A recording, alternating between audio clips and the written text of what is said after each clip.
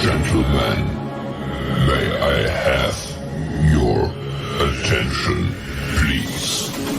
The show starts in 10, 9, 8, 7, 6, 5, 4, 3, 2, 1.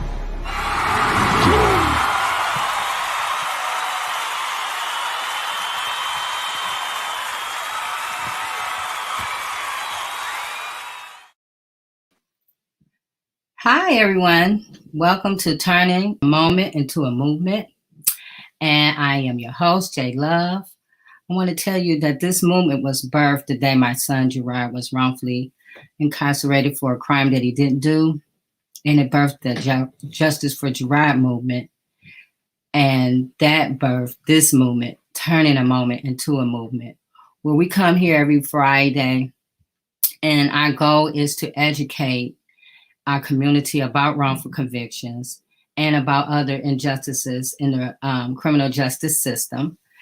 And we're here to get you to think, to get you to research on your own, to get you to not only take our words, but to go and research on your own so you can be real versed and so you can make sound decisions about what we need or what you may want to do to stand up against injustice.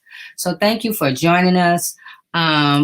Below the you see www.change.org/justice for Gerard. If you go there, you will hear more about Gerard's story. You can sign the petition and share the petition with others. Also, we asking you to please share this video with others on your platform, so the word about the Justice for Gerard movement and turn a moment into a movement can get out, and also it will help educate and others. Today, we're going to bring on our panel, and we're going to start off with Reverend Tia. Well, hello there. Hi. God bless you. It's so good to see you. I've been praying for you, J Love, and all that you do.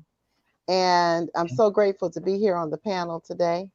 I have been working with the task force for Flint for reparations, and I continue to, of course, support your movement. I'm supporting turning a moment into a movement because it is so dear to my heart, and because we see it on a daily basis, and we have to continue to speak out against it.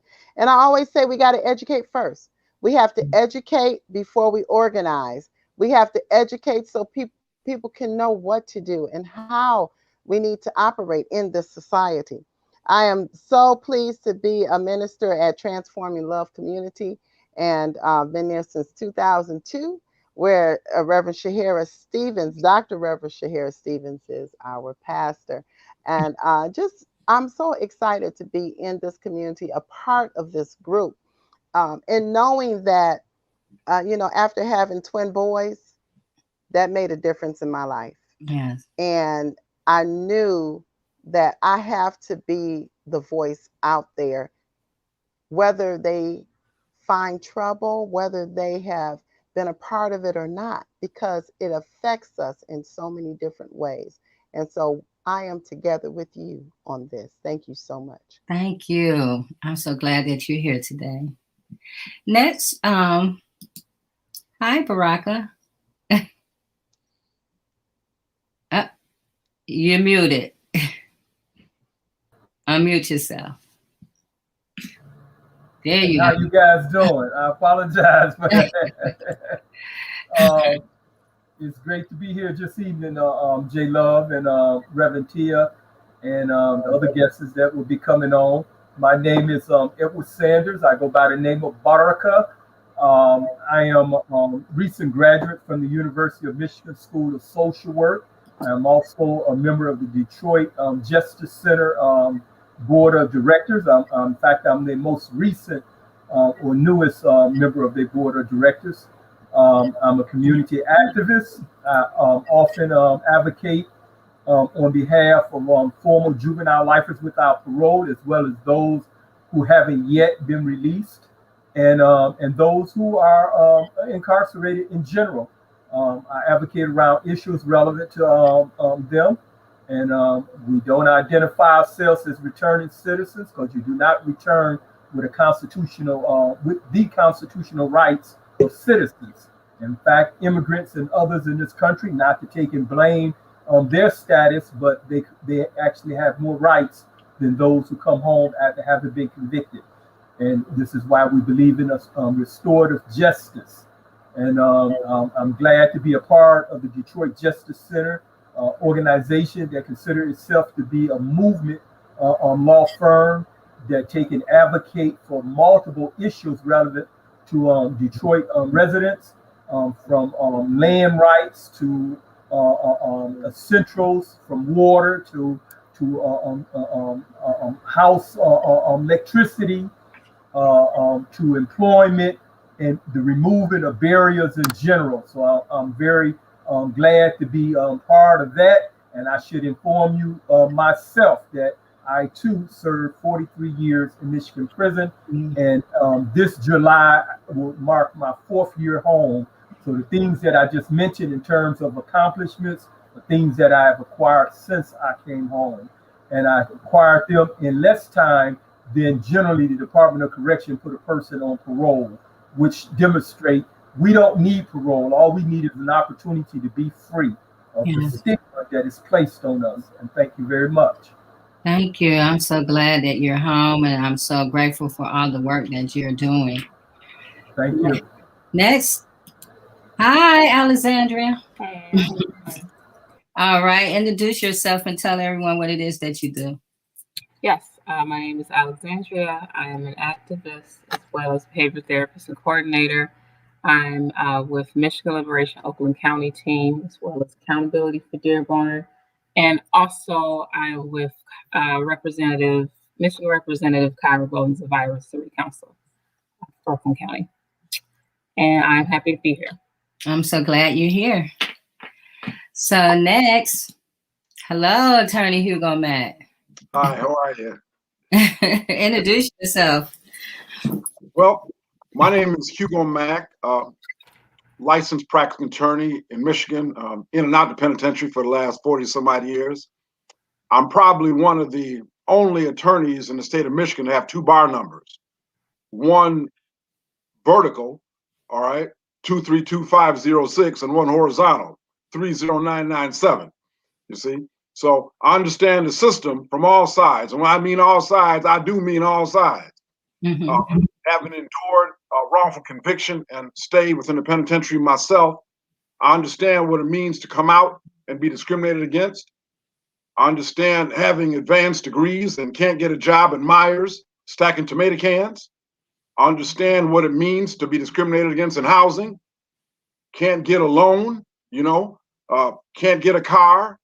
Public transportation is my limousine, or was for a good while. So I understand these things, that the discrimination against people that have had a penitentiary experience. And one of my main goals is to continue to highlight the hypocrisy of people who say they believe in freedom, they believe in liberty, they believe in justice, they believe in all these things, except when it comes to the person that was in a penitentiary experience, that was wrongfully convicted, or that was overly convicted. You see, when it comes to those groups, those same principles of liberty and justice don't apply. When it comes to those groups, America's a land of second chance and opportunity proves in large portion to me to be a lie. So I'm proud, and my strength comes from my relationship with God through Jesus Christ, to have come out of the penitentiary experience and do something which had never been done in the history of the state of Michigan, and that is regain a law license. Never was done before in the history of the state of Michigan. So I say that as a matter of pride, not for myself, but as encouragement for other people. You don't have to accept no. You know, I heard a man say one time, it doesn't matter what you call me, it only matters what I answer to. So for me, I'm proud to be back in the fight. The Lord has answered my prayer, returned me to the battlefield. And I'm here to always encourage people to go that extra mile, because a lot of times you're closer to victory than you realize, okay? But other people want you to be discouraged and be despondent, think there's no way this can happen, you know, you're wasting people's time. Well, you know, I heard a woman by the name of J Love say one time, we have nothing to lose but our chains. And so, you know, I'm all about busting chains and starting with my own, and I'm proud to be here. I'm happy you're here as well. Thank you. So today, Trisha can't join us. So we have Reverend Ed Pinckney in her spot today. Hi, Reverend Ed Pinckney. Hey, J Love. Hey, I'm excited. You know, you got all these heavy hitters with you today, and they look, they got a story to tell. You know, and that is tremendous. You know, one of the things that I do, I've been court watching for the last 22, 23 years. That's really what I do. That really reorganized my way of thinking. But during the process of court watching, I was sent to prison for quoting Deuteronomy 28, starting with the 14th verse. The first thing they said, it was a threat on the judge's life. And unfortunately, it was in a newspaper. It has, you know, it did mention the judge's name, but it was strictly a quote from the Bible. And so my way of thinking, that judge must have been doing something awful terrible, be afraid of a quote from the Bible. He was scared that hell was going to be his home. It's unfortunate, but we have to make sure that we're doing what we're supposed to do, you know, so that's crucial. And just recently, in 2014, they sent me to prison for forgery on a recall petition, which there was no such charge as for, and I knew that. I told my attorney, I said, there is no charge of forgery on a recall petition. Even if the signature is no good, all you do is cross it out.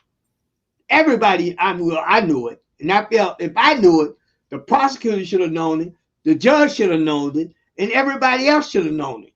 But unfortunately, they figure that you don't have the resources to fight. And that's why they're able to get away with this.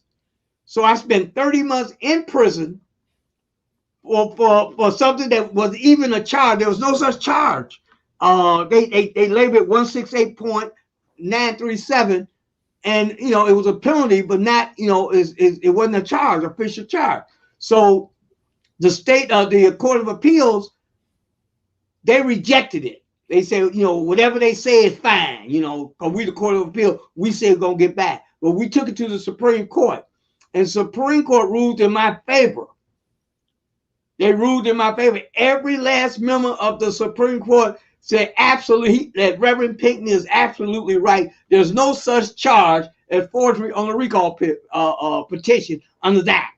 And when they ruled that, what made it so good was that, you know, it kind of like showed people what you can do when you learn to fight back more than anything else. And here, I want to add this. I don't want to take up too much time, but what we did, we filed 2 lawsuits. We filed one with the against the state of Michigan, and we used the prosecutor name, but it was against the state of Michigan. But in the state of Michigan, there's really no remedy for it. So we went, and we're in the Court of Appeals right now on dealing with the state. So we're saying when they put me in prison, they took away my liberty, and that's where we're going with that. But then we also in federal court. Now, federal court is a little bit different. We decided to sue the county and the office of the prosecutor, and you can actually do it. And we believe that we're going to win that. We're fighting this to show people that these are grounds that most times you don't get to this stage. You very seldom, because basically what the Court of Claim told us, that there's no constitutional violation when a person is sent to prison with no charge. Judge Stevens said this, but I think she was just trying to get rid of us, and thinking that we will go away more than anything else. So then we filed, we just filed recently with the court. We're going to the claim court, and we're also going to the Supreme Court if we lose, because we think this issue is so big that we think that if you sent to prison and for no reason, or you're an innocent man and sitting in prison, there should be a remedy. You see, and that's the challenge. So what we're doing now, we're fighting them on both lands. We get them in federal court, and we got them in state court.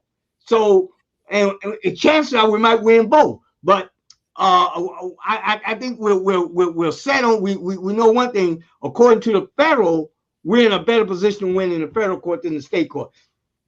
The prosecutor, he came out and said that he was an agent of the state, not an agent of the county.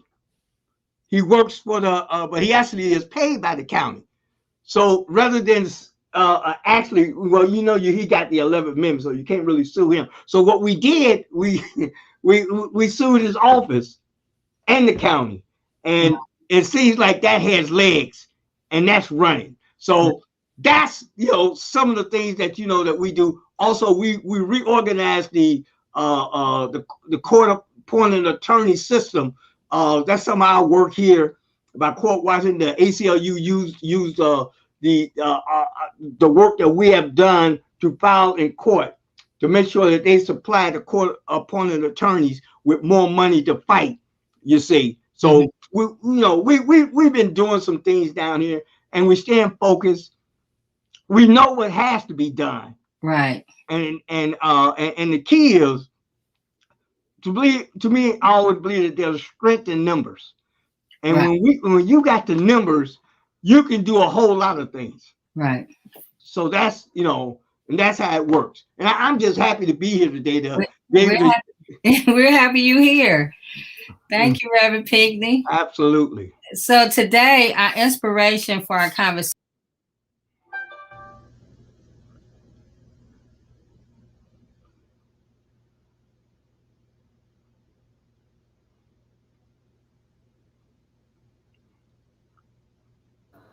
We done lost you, J Love.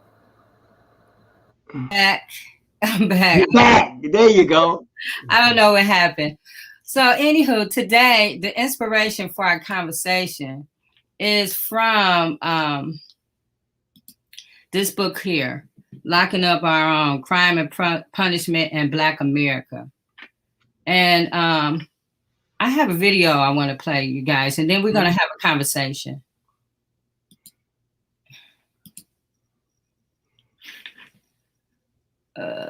Okay.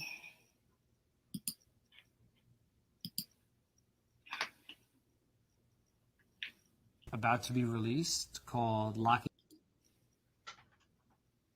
Crime and Punishment in Black America.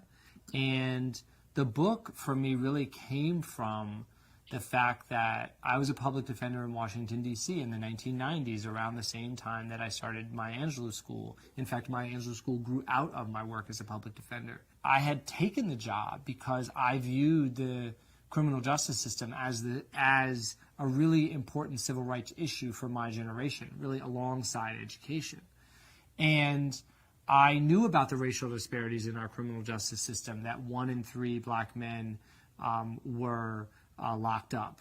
And I went to Washington, D.C., and one of the things that I found there, I had one experience in particular that kind of drove this home for me. I was representing a young man by the name of Brandon, and he was charged with possession of a gun and possession of 2 small baggies of marijuana.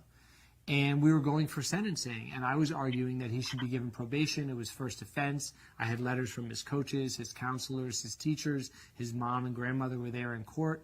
The prosecutor was arguing that he should be locked up and sent to Oak Hill, which was one of these terrible juvenile prisons with no functioning school. It was basically like a dungeon. And the judge had to make the ruling. And everybody in the courtroom that day was African American. the judge, the prosecutor, me, Brandon, the bailiff, the court reporter. Right before the judge sentenced Brandon, he leaned forward and he said, you know, Mr. Foreman tells me that you have potential, and Mr. Foreman tells you that you've had a hard life. Well, let me tell you, I know life is hard for young black men today, but it was much harder once upon a time. And he goes back and he starts talking about the 1950s when he was a kid. And then he says, we had a civil rights movement.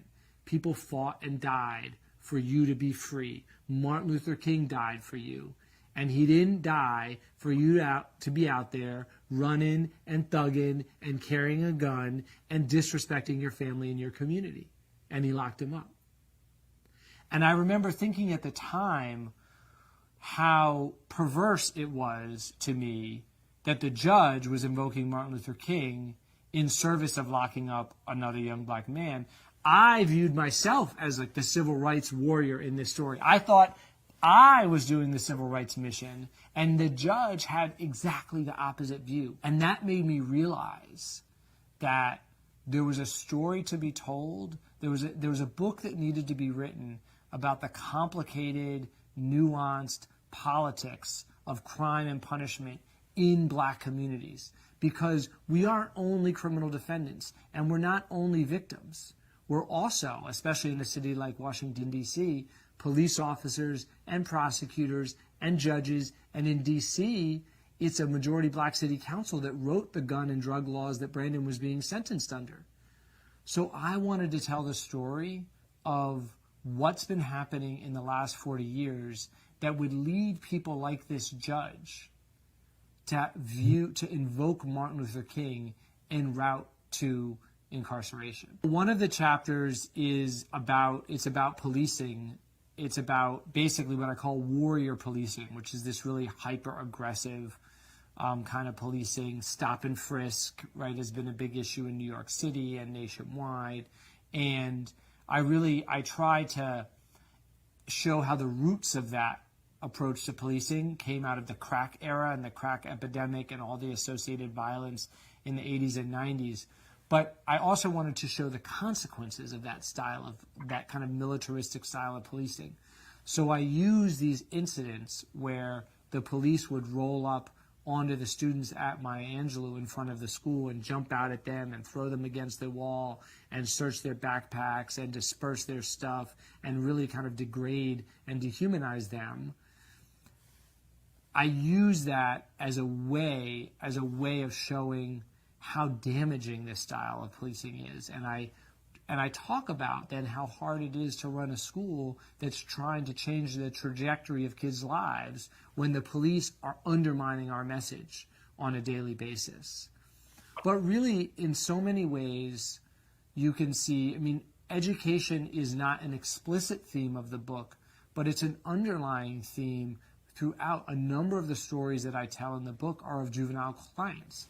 People like Brandon in that first instance, or people like the kids at Maya Angelou, or there's a kid named Dante who commits an armed robbery, and I talk about my efforts to get the judge and the court system to see him as fully human, as somebody who did something terrible, but not defined entirely by that terrible action. In a sense, kind of teenagers and their connection to the criminal justice system, and in some instances to the education system, is really kind of woven throughout the book.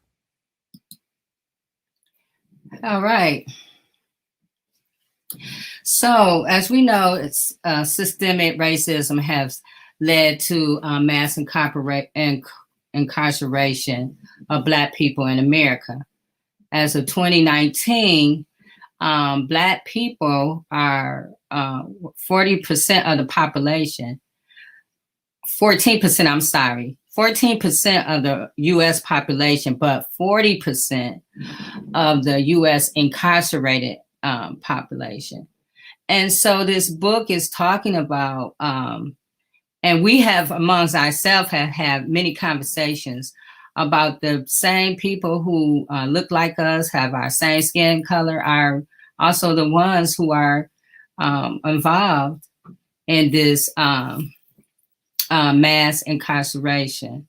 So I'm going to start with Attorney Hugo Mack, and then we'll take it from there, you guys.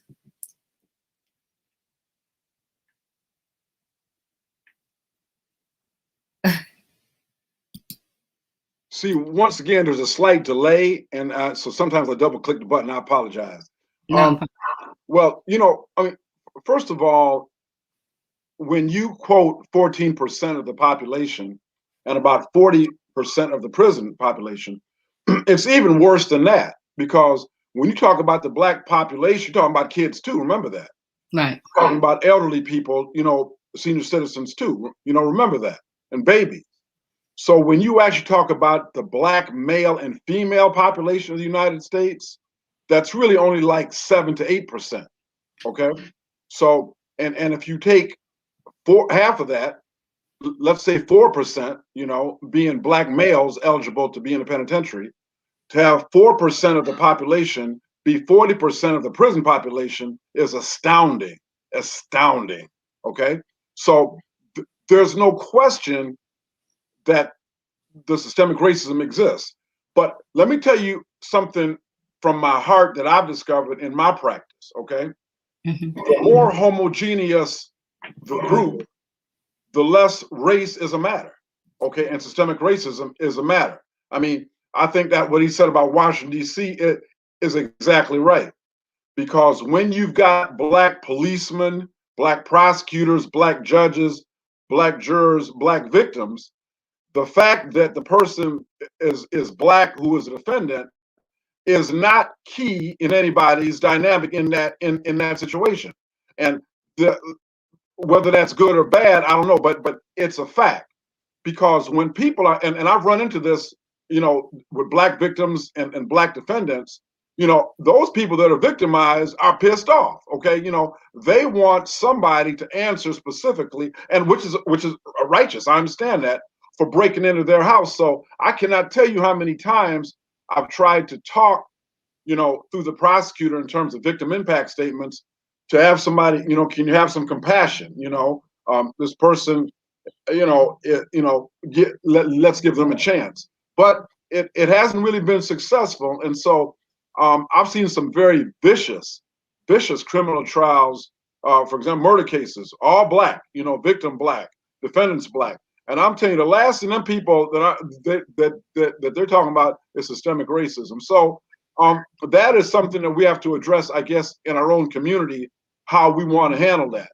Because people have a right to be safe in their homes. You have a right to come and go without somebody putting a gun to your head. And you have a right for somebody to be held accountable. However, having said that, a system that would destroy a person's soul much more than their body has definitely got to be addressed. So, I think we've got to address that in our community. The Honorable Minister Louis Farrakhan, believed in and believes in self-policing and holding people accountable, criminals, the poisoning our kids and stuff like that. So maybe there's some credence to that.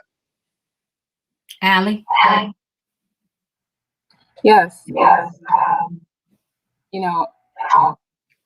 I personally, when I see people that look like me, do the same things that people do that don't look like me, I'm not surprised, only because I know internalized racism exists. We all live in this country. Racism has affected us multiples of ways. And we grew up under this system and this structure. So there are people who are complicit with that and okay with that. Also think about how it's just the side of right and wrong that it is at the end of the day. It's not about I love seeing people that look at like me in high places. I do.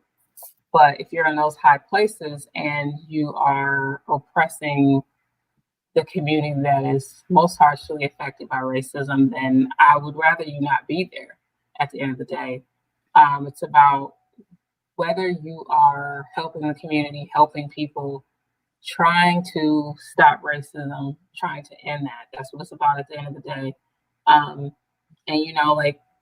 you go to around the world, like mass incarceration. Incarceration is not just an American thing. I know what is it, Seychelles, East Africa, is right there with America in terms of the most incarcerated people, like the incarceration rate per 100,000 is right there with America. And that's in East Africa. So I can't really say, this is a white and black thing. Oh, if we get a black police chief, but no, we got to look at the structure. Racism is not just the individual. Racism can exist in a culture, within a culture, community. It can exist in a structure. It can also exist. I don't know. It can exist. I don't know, through our schools, through technology. Like it can, I call these things. This is what people that want to oppress include in their oppression toolkit. Is what I call it. Right. Public house, through housing, not having fair housing in communities, and knowing that the rate of Black ownership is the same as it was when Fair Housing Act was passed 50 years ago. So, it's these things, knowing these things, and it reaffirms that you can't look at race as the reason these things keep happening. No, that structure still exists. We have to transform that, make something better for us all. Right. At the end of the day. When you break up the numbers, I was reading a study and it said Black males are incarcerated at a rate of 4,342 inmates per 100,000 U.S. citizens. There are more African American men incarcerated in the U.S. than in the total prison population of India, Argentina, Canada, Lebanon, Japan, Germany, Finland, Israel, and England combined. That's crazy. Reverend T, I see your head. Yeah, that those numbers are just this mind-boggling. And I think that part of the platform, part of what we need to do is to continue to put these out here, because a lot of times people don't know the numbers. They don't break down the numbers. They're not looking at the numbers. Our community doesn't know the numbers. Right. Our community isn't really looking at the numbers. You say percentage, they don't conceptualize that. And then when you just stick with numbers only and don't put faces behind it, then it's easier to treat African Americans as non-human. Mm-hmm. And that's what because implicit bias is, like Ali said, it's internalized bias. This is an internalized thought pattern that African Americans have about themselves. But my thing is that anybody in leadership, anybody in a public office, anybody who is supposed to be servicing the community should have taken an implicit bias test. How many are tested? How many are tested to see where are you in your thought process? There are tests out here to show, and let's just be frank. The people who administer the test need to be unbiased. Unfortunately, we have people in leadership, people in public office, and people who are supposed to be servicing the community who have not been tested for their biased views. They haven't, so they can just do whatever. Mm-hmm. And I'm talking about African Americans too. Mm-hmm. Yeah. Go ahead, Allie. What were you gonna say? Oh no. I'm just gonna go back to numbers really quick to paint a picture a little bit. Go ahead. So the National Institute of Corrections, like if anybody goes there, you can find all this information. But Seychelles in East Africa, country in East Africa, one of the smallest countries, and they don't have a lot of people, so they're smaller than America. 799 per 100,000 is the incarceration rate. America is 698 per 100,000. So they're right there next to each other. Right.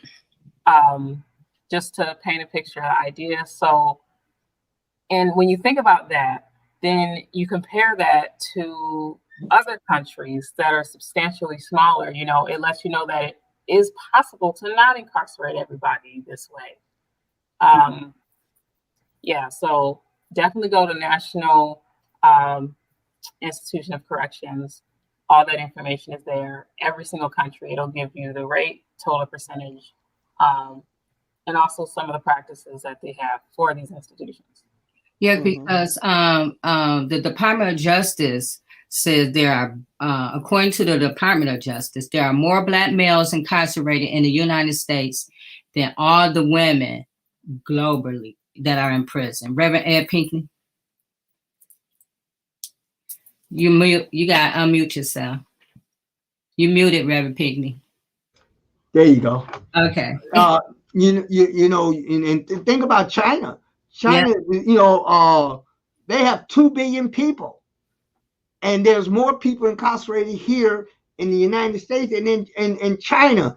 And they always talk about the violations that they have. They always talk about how bad it is in China. They always, you know, when you want to bring up something, they always bring up China. China has 2 billion people, and yet United States have more people incarcerated than China. And people don't, you see, they don't want to talk about that. I want to say this best about my Black brothers and sisters. I love them to death, but I tell you this much about them. We have a Black judge here. Her name is Mabel Mayfield, and I remember when she first became a judge here over 20 years ago. She was bad then. She was so bad that they allowed her, instead of being in the criminal section, well, they put her in to take away children, the Black children. That's what they did. And she thought that she was doing the right thing.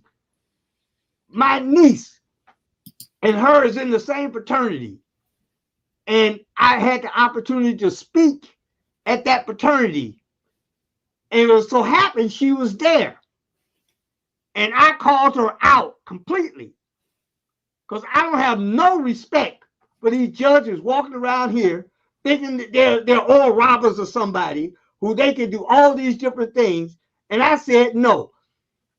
I said, you have an opportunity, you know, in one of the most racist counties in the whole world. Barron County is so racist that they drive around, that you see them like in the South with the Confederate flag and these trucks. That's how they do here. But the people allow it. When you allow something like that, it's going to continue and get worse. But Judge Mayfield had an opportunity to help the community, and had the nerve to be with a fraternity, of all Black fraternity. It's a Black fraternity. And she acted like she all this in a bag of chips. And I called her out right as I was speaking. I called her name, because I told her, I said, that woman ain't no good. I said, she done destroyed our community. And she had. But I just say, just to say, you know, our brothers and sisters, we have to call them out too. Yeah. You know, we can't give them a free ride.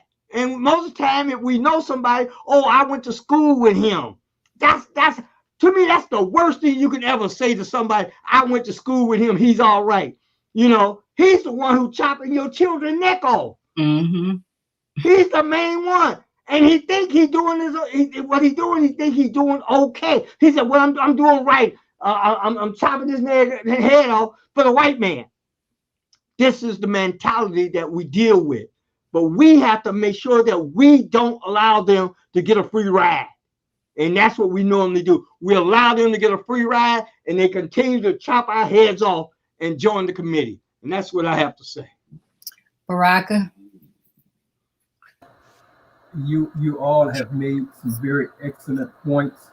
One of our tasks ahead of us in terms of taking in abolition or reform work is actually dealing with ourselves, because we were successful. We have been successful in terms of the civil rights era in taking and thrusting African Americans and other people of color into positions of authority and responsibility. But it's not just the position, it's also the mentality, and taking the understanding that you have to have an agenda. Everyone has an agenda. You're taking and saying that you don't have an agenda is to take and say that you are not you are not synchronized to place and time and circumstances. In other words, you insane.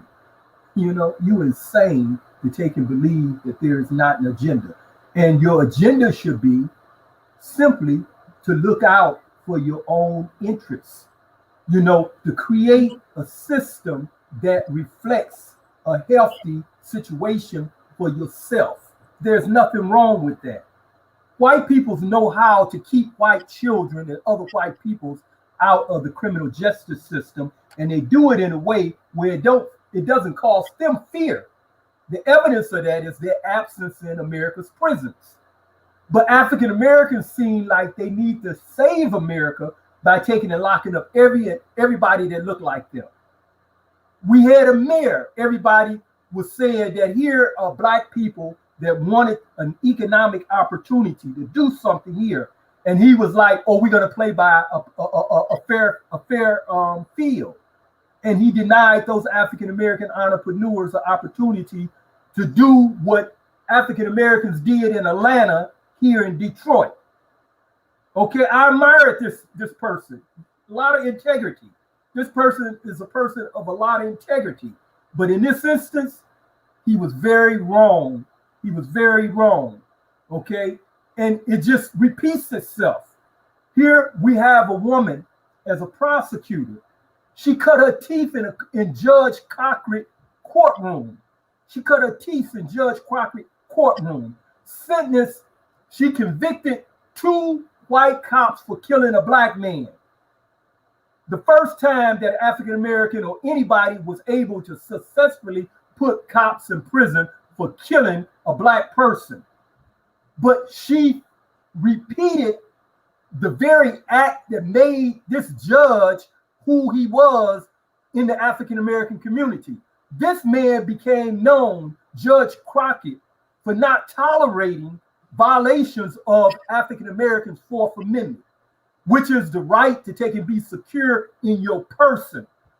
When the Detroit police took and went inside of a Black church, and when they couldn't get anyone to cooperate with them as to who supposedly had been shot, and I believe it was a police or something that was killed at the time, and they ran up in a Black church, no one would cooperate with them, and they arrested the whole church. Men, women, children, the preacher, everybody. Reverend Tia, you was in cuffs. They arrested everybody.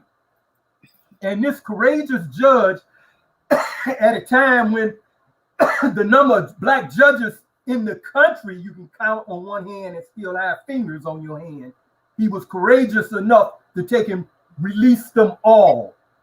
This is how he got his name and his reputation and his prestige in the African American community, not just simply because he done that, but at the time that he done it. It was very significant. She won her case in his courtroom. And this is the woman just recently on television when a Jewish or a white man here in Washington County said that he was going to have the police in this county to cease and desist on arresting using pre-contents to stop motorists for supposedly committing traffic violations under the pretext of taking and violating their constitutional right and leading to other incidents, which often leads to African Americans getting locked up and being put in prison and sometimes killed. When you see the Black woman that was arrested and then put in a jail cell, and then they claim she killed herself in that cell, it was for one of those stops. When you see these many instances that we are protesting about, and here at the heart of this, while we are protesting this, she says this. And this is the courtroom. She was in the courtroom. So I'm like, what didn't you learn when you was in that man's courtroom? Why do you think you were given a fair opportunity to prosecute these 2 white cops? You had a courageous pointer that presided over your case. We are missing the real lessons. We are missing the real lessons. We need that same civil rights organizations and us ourselves as activists to take and spend some time on re-educating us on how to possess these positions, how to take over these responsibilities. We over in South Africa telling Black South Africans how to assume positions in post-apartheid. I fear what the hell we teaching them. I fear what the hell we teaching them, because we haven't demonstrated that we know what the hell to do right here. Mm. You know, look at the number of African Americans that are convicted out of Wayne County and then exonerated. We represent the largest numbers, or the second largest number in the country. Yeah. And there's a Black prosecutor, the same one that took and said that she needs to push back on what the Washington County prosecutor said that he was going to cease and desist in doing. and here is her, what do you guys use this word, hyperbola? She used an example of why she didn't want to do this, because sometimes we find dead bodies in the car. I spent 43 years in Michigan prison as a paralegal, studying, helping other guys with their cases. I ran across a single individual that had a dead body in his car. And he was a drug addict. He was a drug addict taking and transporting someone from a drug house that had done died. Okay? That's what the dead body. So that number doesn't justify stopping Elliot while she's driving. It doesn't justify stopping J Love while she's driving. It doesn't justify the numbers that you see in Dearborn. You know, the largest number you got, like African Americans represent what, less than 2% of something of Dearborn population, but they are stopped 90-something% of the time in terms of all the stops. They gain millions of dollars of African Americans just trying to drive through Dearborn. And the Detroit police chief, the one that just took and retired so he can run for governor, he cooperates with them. Yeah, he Ali, cooperate with them. Ali, you know something about that, don't you? Please. About, go ahead. The police stops in Dearborn and cooperation with Detroit. Oh yeah, Dearborn and Detroit Police Department, they work together to police people at the border of those two. There's a team that the Dearborn Police Department have called the TACT team. It used to be called the Border Crimes Initiative Team. It was changed to TACT earlier this year. That team is created to border Dearborn and Detroit. That's exactly what they're there for. In fact, 73% of the citations issued was this 2019-2020 was from them. So we know exactly where the numbers are coming from. You know, even Janet Wilson's case, and this was a woman who was murdered by a Dearborn police officer. And even on that case, if you look at the news and you look at what happened with it, you see the police chief of Dearborn, chief of that, and you see Chief Craig collaborating on the situation and all of that. So they work together. They work together to continue to police Black people, unfortunately. What I go back to with all of this, you know, I don't necessarily see this as something like, you know, we see us in those numbers all the time. We see us in the prisons. We see us being cited and everything. And Black people we don't see. I wouldn't say they know how to keep themselves out of jail and we don't. I wouldn't say anything like that. I would say this is more of a world problem, and it's a combination of colorism and anti-Black racism.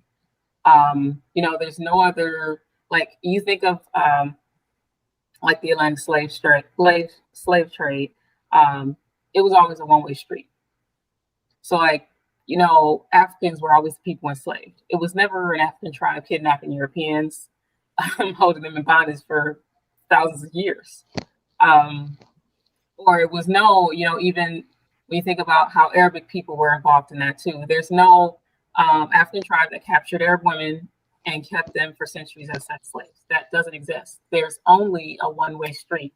So That's the reality we're in. And it's about color. It's about racism in America, but it's about color at the end of the day. And that is why, we are where we are on the spectrum of, I believe, on the spectrum of receiving racism is because of how the world, in terms of slavery and especially capitalism, is set up. Mm-hmm. Yeah. And you know what? I often wonder, because of that allegiance. See, because of that allegiance, how often do they cross the border? How often do they cross the line? How often do they pursue going into Detroit? Because I know of a young man who had, and I'm not saying he didn't do anything wrong, he had robbed what was it, a restaurant in Dearborn, and was getting away, and he was on, I believe, a motorcycle. And he was pursued over into Detroit by Dearborn police, and they just shot him. And and I often wondered, had he been Caucasian, would he be alive? Would he been able to go to trial? Would he been able to go ahead and do due process? And so what we fail to see oftentimes in our own community and with our own eyes is our own fallacies, our own, just that relationship alone that says, okay, we're going to work together. Mm-hmm. We're going to work together, and we're going to get these Black people and put them in jail is what they're doing. But they're working together. But nobody's looking at the fact that, okay, you're working together, but you're crossing lines. You say there's a border, but then you get to pursue. You get to come in, and you get to kill often. And so we do ourselves an injustice when we make these kinds of agreements, and also when we do it to ourselves. Mm-hmm. So, I do agree with what was said earlier, that, education is key in the community, setting up times where we just talk about these things in the community, becoming more aware. That is the answer, because we have to make the change within us, and then force the change Right. within these constructs. All right. That's lead me to this video. Nationally, people are asking this question. They're saying, what can we do now that we have this administration that seems has values and policies that are so counter to some of the incremental progress that was being made in the last administration? And to that, my main response, which isn't going to be an answer to your question, is more of an answer to kind of a national audience, is that it's really, this problem is fundamentally a state, county, city, and local problem, right? So 88% of prisoners nationwide are in state facilities, not federal ones. 85% of law enforcement officers nationwide are city, county, local law enforcement officers, not federal ones.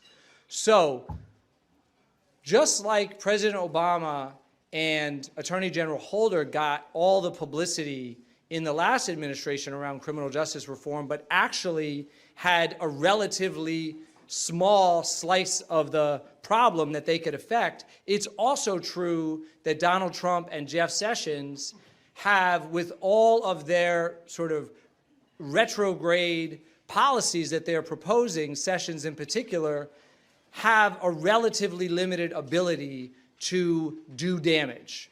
And that if the movement that we have built up at the state and local level nationally, that movement shouldn't lose sight of the fact that this system was built at the state and local level, and it's going to have to be dismantled there.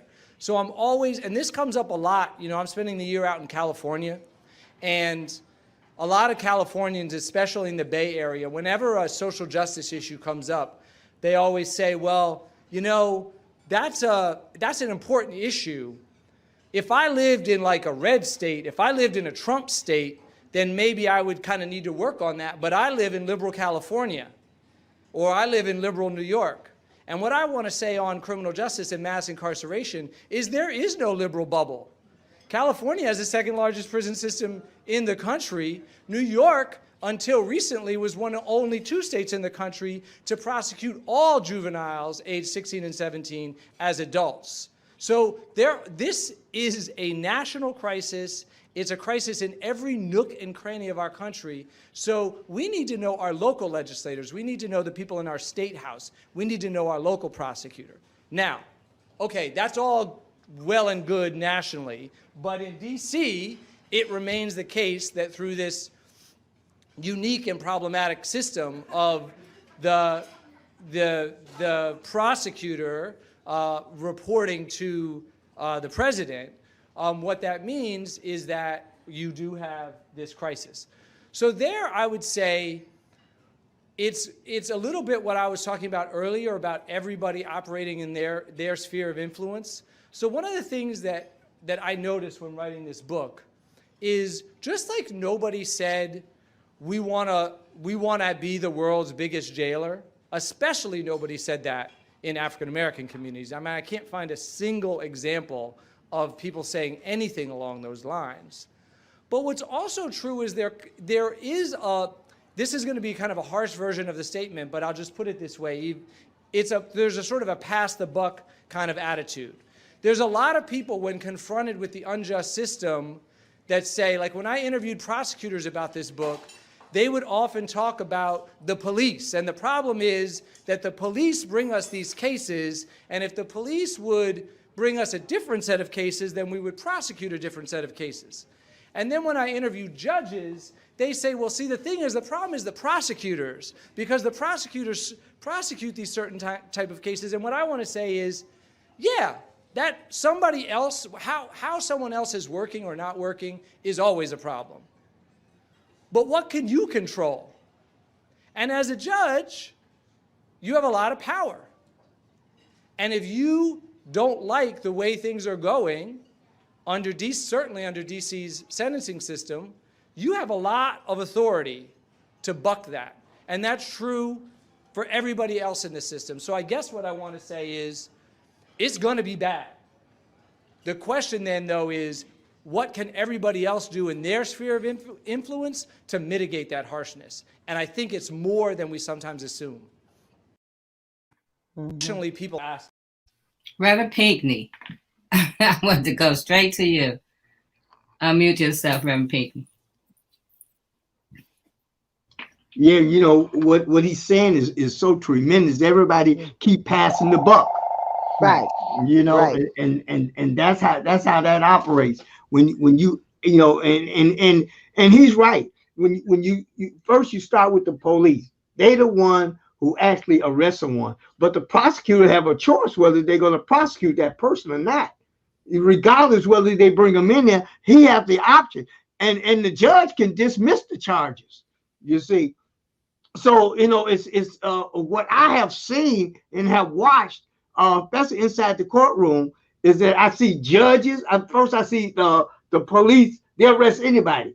One of the charges that they like to do now, resisting arrest. You see, let's say they tell you to put your hands behind your back and you don't do it. You now have a crime of resisting arrest. The prosecutor have a choice of whether he's going to charge you with resisting arrest. And most of the time, if the police officer presented, the prosecutor is going to charge you with it. Now what they do, they stack the charges up. You have 6, 7 charges of something that, you know, that normally years ago it'll be one charge. Nowadays they got so many. When you think about how they do this, is so, and we allow it though. Anytime you allow it, then you just as bad. See, we can stop some of this stuff if we show just a little unity. There's power and strength. We won't do that. If the lady next door son is in trouble, it's not my son. You know, we don't really care, you see. But if we all decided to go, that's why I started court watching. And when I started court watching, the first thing I did, I got folks together that's never been together. People didn't even like each other, you know. And we have a history of not liking each other. We don't like, I mean, for any reason. We don't like folks because they wearing red shoes. We don't like them because they too tall, too short, too fat, whatever. We find reasons. But what I did, I brought people together that's never been together before and was able to fight this courthouse down here. And the good news is we won. We won a lot of cases down here. We did some incredible work down here that even, with no money, we didn't have any money. And we went, but my thing is that we have to challenge the cops, got to challenge the prosecutor, and we got to challenge the judges, because they don't allow them to intimidate you, because that's the tool that's in their toolbox that they use against us. Attorney Hugo Mack.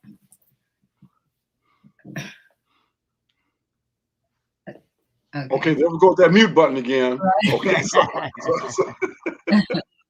well, and that's true, in terms of intimidation. But let me tell you something. It takes a strong breed of criminal defense attorney to buck that system, okay? Because on one hand, you have public defender type organizations that are paid and funded by the government, okay? And I've made a point of studying public defender organizations and the lack of funding they classically receive, okay?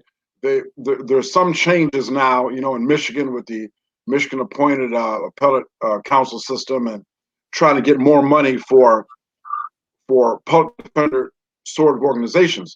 But the problem is, like in Washtenaw County, the public defender's office is funded by the county commissioners, all right?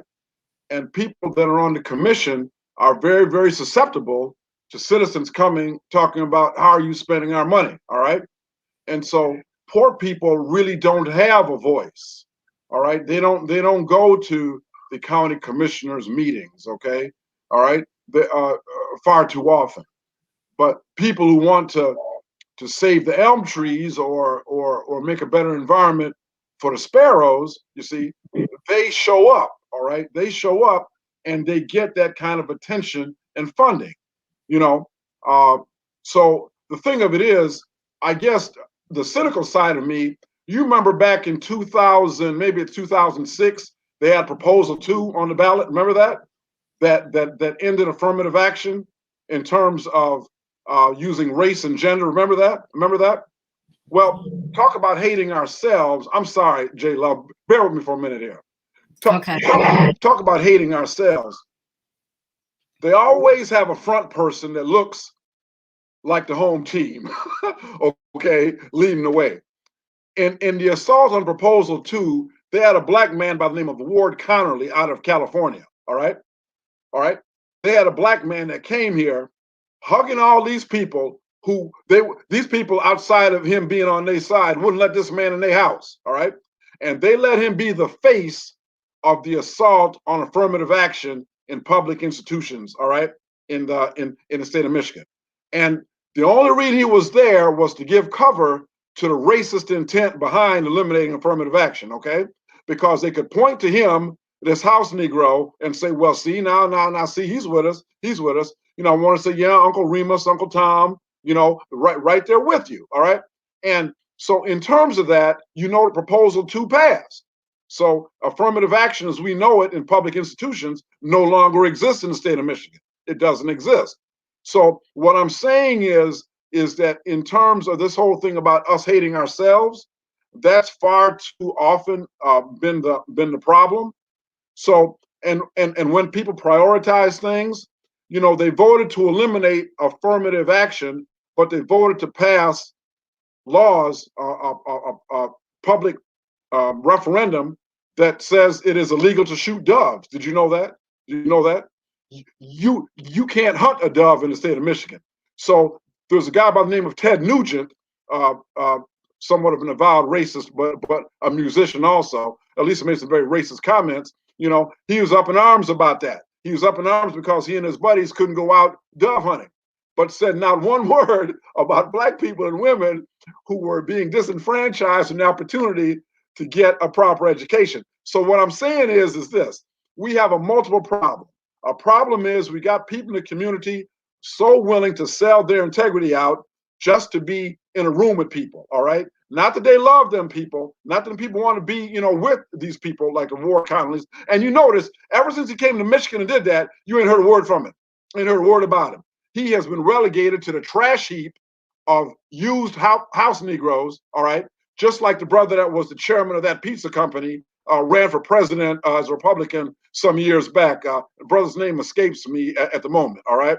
The brother died of COVID-19, up there hugging up and wanting to be up in Trump. They didn't give that man a footnote in the Republican convention. Not a footnote. You understand Herman what I'm saying? Who? Herman Cain. Right. I'm sorry. Yeah, I'm sorry. That brother didn't get a footnote. So what I'm saying is we see it time and time and time again. And until we can pull ourselves together, we're gonna confront them. And I agree with what Reverend Ed Pinckney said. We got to be able to call these people out and stop let them hide behind, well, I'm black, I'm here, look at me. Because those are the kind of people that'll get on the boat and pull the damn ladder up behind them. See, that's the problem we got right there. So, Attorney Hugo Mack, why I got you. We can have the same conversation about our new, well, not new, but what's his name? That Chief Craig. Yeah. Well, and J Love, I said this last week and I'm gonna say it again. Do not underestimate the political power of that man should he decide to run for governor. Do not underestimate it, because I'm telling you right now, the way I see it, it's a 50-50 between him and the governor should he decide to run. All right. Yes, I mean, yeah. I didn't mean to cut you off, but I have watched different people on different platforms talking to people in Detroit. Just say Detroit only, and all of the people, Black people, said that they would vote for him. And I just find it amazing because why? He gives the illusion as he's doing all these things, but look at the numbers. Look at the numbers. Look at the stats. Look how they treated the protest. All these things. But we have been conditioned to our own demise. So sometimes we don't even open up our eyes to see that some of these things that people that look like us are doing are not always for us. Right. Did you see him on Fox News? Craig was on Fox News. He was giving his thoughts. Matter of fact, he's been on there several times. And here's another thing. At that time, he was a Trump supporter. That was the one that got next to me. And here you're going to have a lot of Black folks who is going to vote for Craig because Craig is Black. You're going to have a lot, and that might neutralize Whitmer. You see, so that's something that people are going to have to look at. Craig is not on your side. He's never been. But Reverend Pinckney, we also have to remember Whitmer. Is she on our side? We've been asked. She ran on a platform on reform. We begged her, emailed her, rally about the COVID in the prisons. There are so many things. How many people lost family members in those nursing homes to COVID? Absolutely. So you have to, like the gentleman, James Foreman said in the video, these liberal areas, we think that they're more progressive and they're helpful, but sometimes they're more harmful than helpful. Edward? Yeah, I'm listening to this, and I'm kind of like still concerned with my position about how we need to re-educate ourselves. This issue with this individual that's finna taken put on a run for governor. He's finna take and show the reality of the police department in general. Polices are instrumentality. They're a utensil. They always have been. Okay, whether they were catching slaves or what have you, they always been intended. The very intent of the police department was to use it as a utensil. And in this case, with all of the national demand to take and abolish or to reform policing, the Republican Party is going to use him. This is not going to be a state election. This is going to be a federal. I mean, this is going to be a national referendum on whether or not we take and change policing as we now know it. They are finna take and use this black man to take and argue that issue. So he's finna take and get his script from the Republican Party. That's where he's finna get his script from. And that's where he's finna get his finance from. Okay? So the words that come out of his mouth and the money that he's spending is going to be their words and their money. Okay? We need to take and accept that early on. You're damn right he's going to be a viable candidate because you have some viable interest behind him. And so they're going to push him hard. It ain't the first time that Republicans on a national level got involved in Michigan politics in terms of governorship. When they feared that Coleman Young would take and run for governor, they took and tried to preempt him with a former law enforcement person that at the time was a former FBI and a Wayne County sheriff, William Lucas. Okay? They took and ran William Lucas as a candidate for governor. They never intended to take and have him to succeed. They was only intending to use him as a Trojan before Coleman Young, the block Coleman Young. That was the intent. Okay? When he served his purpose and he went to Washington, D.C. bagging, he never got a position in Washington. They sent his ass on back to the state of Michigan. Eventually, they took and gave him a job as one of the U.S. Attorney Generals in one of the districts, I believe, here in Michigan. But he never got, he thought he was going to become a U.S. Attorney General. He thought he was going to become the U.S. Attorney General, you know, for his reward of taking and running and blocking what they believe would be Coleman Young's run. Okay, now we have the same thing. But you're right, the present governor isn't somebody that have proven that she's in our corner. Okay? And so we need to tell our fellow Democrats, particularly our black fellow Democrats, find you another candidate. And it's not in this guy. And it's not in this woman. It's not in neither of them. So just because I may oppose this one candidate don't mean I support the other one. Okay? And we need to get this message out real early and real quick that this man would not be running on an issue that is in our best interest. He want to take, if you listen to what he argued on Fox News, you never heard any of his ideas about governing the state of Michigan. You never heard him talk about how he can affect change in the largest city in the state or the largest cities in the state. He never took and talked about any of that. The only thing he talked about was policing.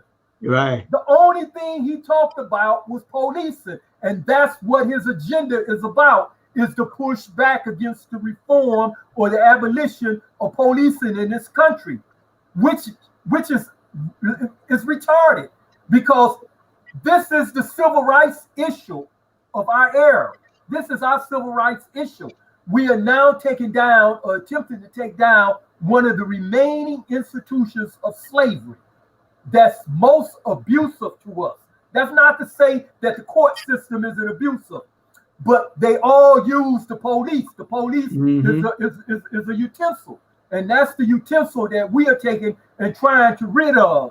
And now they finna take and use a black person on the national stage to push back against that. And we have to make it where this campaign will be lost, because we intend to reform policing in the United States of America. This institution have to change. We have to go after their unions, and we have to go after each and every last one of them every time they goof up on their job. We need to go after them. And to take and run a candidate like this, I know exactly what they're doing, and we have to begin to take and realize that and act accordingly. Right. I agree, because he's been talking a lot about qualified immunity. Yeah. You know, how qualified, they need qualified immunity. And as we're pushing as activists, we are talking against qualified immunity. So when you have someone with a platform, and I don't know if it's you, Reverend Ed Pigley, or Attorney Hugo Mack, but one of you guys said, you know, his he has a every police station or police station is like his campaign office. Yeah, absolutely. It's gonna push his agenda. So he don't have to set up anywhere. He got a whole lot of them all over the state of Michigan. So it's gonna take us, you know, sticking to our guns and, you know, fighting this, because he has his name is Sam nicknamed him Hollywood Crab for a reason. Yeah. You're gonna find white nationalists and everybody supporting this campaign. That's true. They're gonna take off their Klan's sheets, and all of them gonna get right behind him. And see how much they love black folks. That's first thing on my mind. They love Craig. Oh, we love Craig. You know. And see, the other thing is that is the same thing that happened with John James. Right. Only there wasn't enough push behind John James. See, that's the issue. There wasn't enough push. So now that this election is over and Joe Biden won Michigan, that fire is built up even more on them. Because if they had known this election was going to end up this way, and I believe Michigan went for Biden by like maybe 160,000 votes or something like that. Somewhere around there, right? Yeah. See, it wasn't no landslide. Okay, you know, they've got a football stadium in Ann Arbor that holds 110,000 people. That's right. So when you look at the entire population of the state of Michigan, voting population, so you take that football stadium on one Saturday and half of that football stadium on another Saturday, that is the difference between who got those electoral college votes in Michigan. For you and me, that may look like a lot of people, but spread that out over 10 million people in the state of Michigan, that's not a big margin, folks. That is not a big margin. Right. So my prediction is that they're going to remedy that this time by one, them voter suppression issues in Michigan, which they have, by the way. Two, by those police ramping up even more, because Donald Trump was quote unquote pro-police, but James Craig is the police. Okay, so there's that kinship that's going to be there. That is going to be an awful hard force to overcome. I'm just predicting that.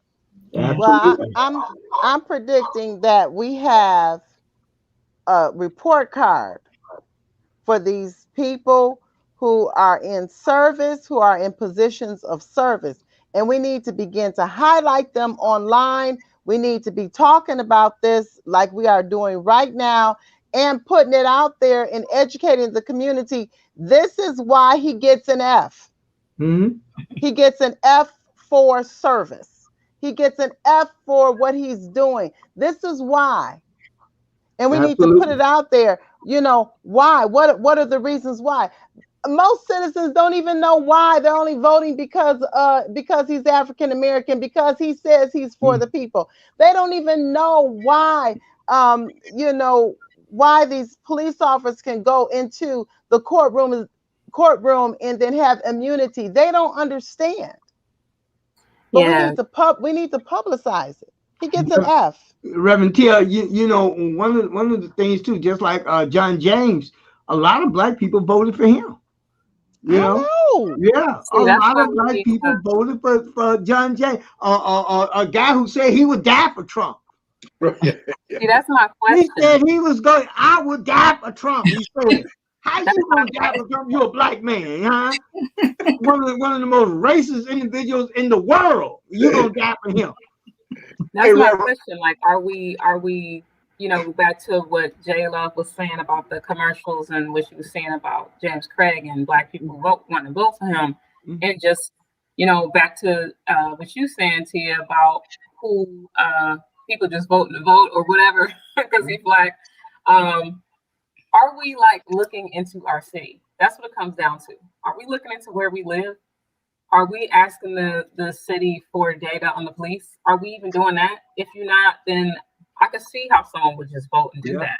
Like, if we're not directly doing that where we live, you're not even looking at it, then you're just going to do whatever and just oh, well, that's what I see. Yep, I'm just going to vote that way. No, we need to start asking questions. Right. And just because, like, in that video we showed, he's talked about California and how it was liberal, a liberal state. Yes, liberal. But all these states make up the whole pie. You know, the whole pie is America. And it makes up that top incarceration number that we saw, that rate we saw, it makes that up. So liberal or not. You know, Southfield, for example, you know, I like Southfield. It's not like when I think about other communities, I like it a lot in comparison to others. But that doesn't mean we don't have problems. We're exempt from this whole racism thing. No, we have some things to figure out, regardless of you like it or not.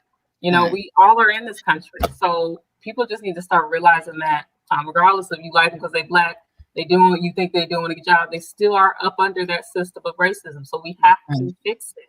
And just like you said about liberal California, they're the number 2 of the most incarcerated people in the United States. And just like Michigan, we were talking about Michigan, we were number 2 in exonerees last year, you know. And so we have these problems, and that we can't be a part of the problem by not doing our own due diligence. We have to do our work. We have to, because if we don't understand our history, then we keep repeating the same things over and over again. We have to look at our history. We have to find out why did these things happen, and then we have to come up with reasonable goals to make change. You know, but first we as individuals have to take the first step. And that first step is educating yourself. Like you said, Ali, looking up the stats, you know, listening to these kind of programs, having conversations with your family members and other people. Go outside your circle and understand what's going on. Listen to Reverend Ed Pinckney on Sundays. Like, we have to, you know, we can't just sit back and think somebody is coming to save us. If you think Craig is coming to save you from Gretchen Whitmore, Mayor, then you're being delusional. You know, he's not saving you. You know, he's going to add to more of the problem. But J Love, you got to remember, what everybody is saying is work.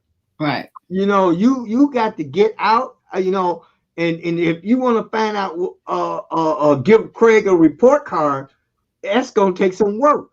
And I think that's one of our pitfalls right there, that we fall into that bag because I ain't going to say everybody, but I said a lot of us don't want to do the work. And that's how we go out and vote for a Craig or a John James, you know, because they're Black, and if you're Black, we figure you're going to do the right thing for Black people. Sometimes that's the mentality that we're dealing with, but that's not true. You see, most of the time, they know they have their marching orders. They know who they're going to support. They know what they're going to do, and it's not going to be for you. But we have to lock that into the community, and by educating them, and when we talk about education here, that's the key thing. We got to keep talking about it. You see, we got to keep telling people about it. And then if you tell them, it's better than, in most cases, most people is not going to take the time out and look it up, you see, and do the research, you see, because that goes back to work again. So we have to do what we're supposed to do. One of the things that we're supposed to do is keep educating, keep telling people, keep telling them, and once you tell them, you done part of your job. You see. Because a lot of times we don't tell them enough. We don't give them enough information. Right. So thank you, Reverend Ed Pinckney. I want you guys to know that Turning a Moment into a Movement is now on your favorite podcast platform. You can listen to us on Anchor, Breaker, Google, Spotify, Amazon, Apple, and iHeart podcast platforms. So before we leave, I want to start with Attorney Hugo Mack and just ask you, you know, what would you like to leave us with? Well, you know, coming up on the 26th, we have the 1 year remembrance of George Floyd. Okay. And what I want people to do is just take some time between now and then and just be still for about 10 minutes. Just be still. No phone, no TV, no communication. Just be still, you know? And in that time of stillness, just count how many breaths you took. Mm. In that time of stillness, how many breaths you took, okay? And imagine how you would feel if I took just one of those breaths, just one, Wow. okay? You know, so that's what I'm asking my brothers and sisters to do. Thank you. That's powerful. Mm. Baraka. Most of us may believe that these issues are very complex and that we don't have the time or the resources to take and literally keep statistics and be tentative to different events that are going on and taking notes and things. Well, we have fine institutions or organizations to do that for us. One of those organizations is the Detroit Justice Center. Go on their webpage and look at some of the significant work that they're doing in the city of Detroit and for Detroit residents. And support them. Support an organization like that. Support them with your dollars and so forth. Support them when they ask you to take and come out and support the things that they're involved in and take advantage of the services that they are providing Detroiters, whether it's to keep people in their home during this pandemic from being evicted, or taking and trying to keep your energy on in your houses, or to taking bail to abolish the cash bail system so that you don't have to put up mama's house to take and get daddy out of jail, or things of that nature. So they're doing some very significant and relevant things to us all. You don't have to use the excuse today anymore that you don't have the ability to do this. You don't have to have, you do have the ability. You have it through these organizations, whether it's the Detroit Justice Center, the Michigan Liberation Organization, or some of the many other organizations that we have advocating and getting out there and demonstrating for us, or taking and creating policy in Lansing and so forth, or in Washington, D.C. Please support some of these organizations. Go on the webpage again of Detroit Justice Center and see some of the very beautiful things that they're doing, and ask yourself which are those that you can support. Thank you. Yes, and I want to add that you said the Michigan Liberation is still doing the Black Mama bailout. So you can go to their page on Facebook or their website. And if you need a Black mother to be bailed out, contact them. It's the Michigan Black Mother Bailout. Or you want to donate, there's a link on their page. I think this is going to be going on through Juneteenth. So Alexandria. Allie, what would you like to do this with? Yes. So a few things. On the 25th of this month, it is the anniversary of the murder of George Floyd, and it is the same day as the Dearborn City Council meeting next week. And we'll also be having a protest, sit-in protest before the council meeting an hour before, and also speaking out at the council meeting that day. They haven't done anything since the murder of George Floyd. And since being on council, that prior to that, they haven't done anything to change no racism that occurs against Black people in Dearborn. And that will, so please attend that. That'll be at the Dearborn Administrative Center at 6:30, 7:30, and then speaking out at the council meeting at 7:30. And yes, so between that and then between Southfield, I work there as well. Right now, I'm just trying to get some accountability measures in place. Right now, we have the duty to intervene policy that is in place. And that progress has been made since the murder of George Floyd. So there's a difference between two cities right there. Very different places. And one thing that's going on at Southfield too, the Southfield prosecutor is looking at a case that was a wrongful conviction.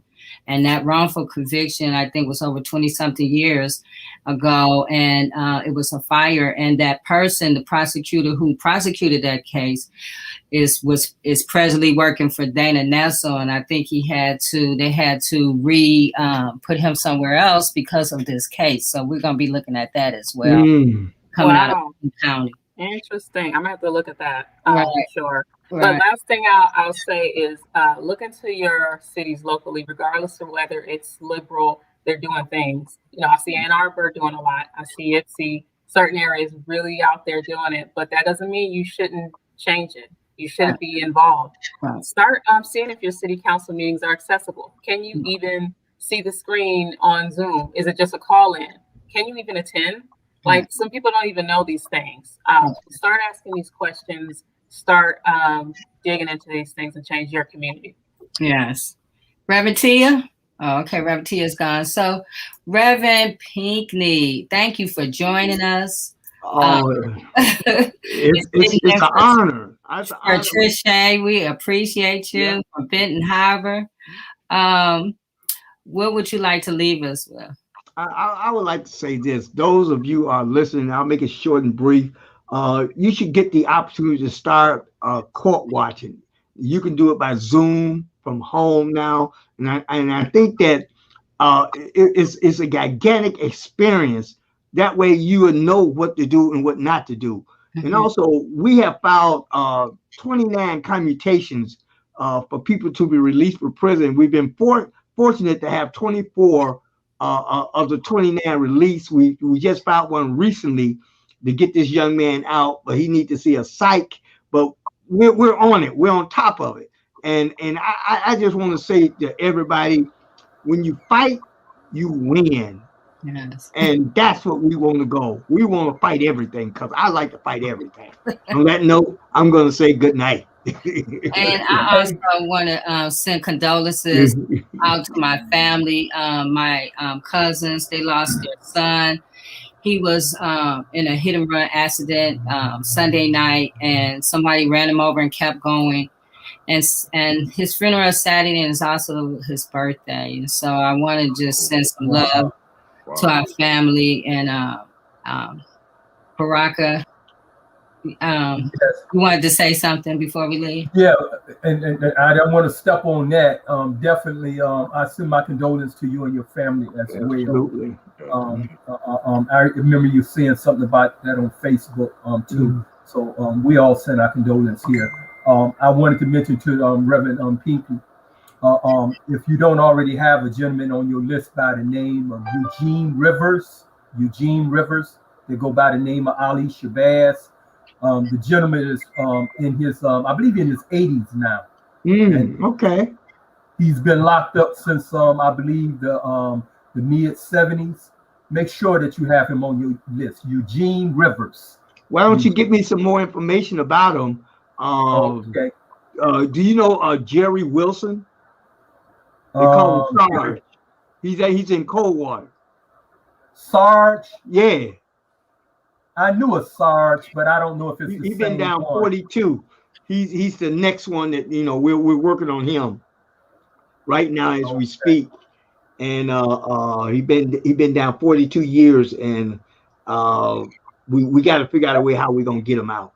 9 out of 10, I know him. If you don't spend that much time, guys like that, we done all run across each other. If not in Ionia, Jackson, Marquette, and Huron Valley, we done tend to been at those prisons together. And I know that there are some gentlemen, these are guys like in the case of Eugene Rivers. This is somebody, when I left prison, he was alternating between canes and wheelchairs. Okay?